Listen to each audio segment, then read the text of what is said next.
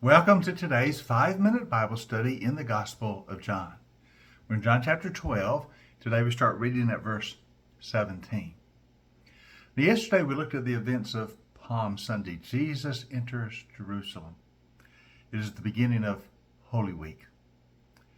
Now, as we go through John, we're going to notice a difference between what John tells us about Holy Week and what Matthew, Mark, and Luke tell us about Holy Week. Now, Matthew, Mark, and Luke are going to focus on some of the things that occurred. For instance, Jesus' dispute with the Pharisees and Sadducees in the temple. You remember when they'll come and ask them the question about paying taxes to Caesar or not? Or they come and ask the question about after the resurrection, are you still married? Those are some of the questions that pop up. But in John, he doesn't tell us about those events. Rather, John focuses on the conversations Jesus has with his disciples. Of course, he knows about all the other events, but the other gospel writers have told us those things. John wants to spend his time talking about the private conversations Jesus had with his disciples in these last few days before the crucifixion. There's a lot he wants to tell them. There's a lot of teaching. So John focuses on the private conversations. Matthew, Mark, and Luke focus on the public events when he's teaching in the temple, the questions from the Pharisees, the Sadducees, that sort of thing. But John focuses on the private conversations Jesus has with his disciples, preparing them for Friday, for the crucifixion, and of course, the resurrection. Okay, let's begin looking at some of the things John tells us about in this Holy Week. Verse 17. Now, the crowd that was with Jesus when he called Lazarus from the tomb continued to spread the word about this event. And so many people, because they had heard that he had performed this sign, they went out to meet him. And the Pharisees said to one another, "See, this is getting us nowhere. Look, the whole world has gone after him." Now, I'm sure this was part of the crowd on Palm Sunday. They had heard about the raising of Lazarus, and so they're there to see. And the Pharisees, in opposition to Jesus, look how bad it's getting. Everyone's going after him. We've got to do something. So it just kind of strengthens their opposition to Jesus and their determination to do away with him.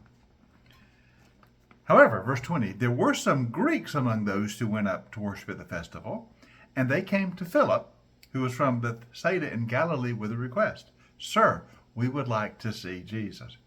Philip went to tell Andrew. Andrew and Philip in turn told Jesus.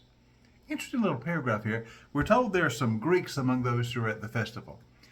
Now, when it says Greeks, this is probably not in reference to Gentiles, but it's probably in reference to Jews who speak Greek as their primary language. These are Jews who live not in Judea, but in the Roman world, and Greek is their language. So it probably refers to Jews who live in what's called the dispersion, Jews outside of Palestine, living in the Roman Empire somewhere. Still Jews, but they speak Greek as their native language, not Aramaic as those who lived in Judea would more than likely speak. But anyway, they've come for the Passover. They've come for the festival, and they've heard about Jesus, and so they requested a chance to speak with him. Now, since they're not from the Jerusalem area, since they live out in the wider world, they've probably never had a chance to see Jesus, never had a chance to hear him, but they've heard about him. Maybe even since they've been in Jerusalem for the festival, they've heard about him, and they would like that opportunity.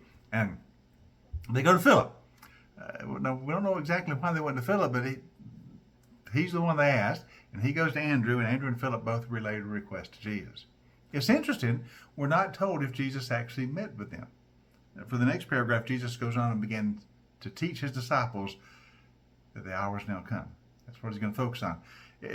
I would be interested, as I'm sure you would, did Jesus meet with these Greeks, these Jews from the Greek-speaking world? I don't know.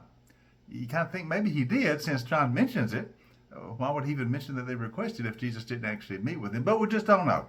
I tend to suspect that Jesus did meet with them, but the conversation is not recorded because John is focusing on the private conversations Jesus is having with his disciples in these last days before the crucifixion.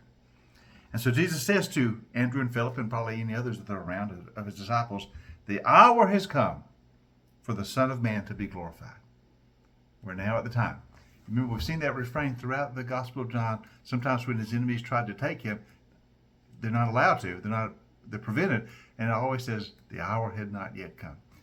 The moment for Jesus' atonement on the cross had not yet come. But now Jesus says clearly, the hour has come. The time is at hand. The very reason Jesus came was to die on the cross for our sins, to win our salvation by the atonement of himself. The hour has come, and the Son of Man will be glorified in this hour through the cross and, of course, the resurrection. The hour has come for the atonement, for the resurrection. The Son of Man will be glorified. So all that Jesus is about to teach them in these next few days is to prepare them for the hour of his glorification, his atonement, and his resurrection. We'll begin looking at that teaching in some detail in tomorrow's session. So join us next time for our 5-minute Bible study in the Gospel of John.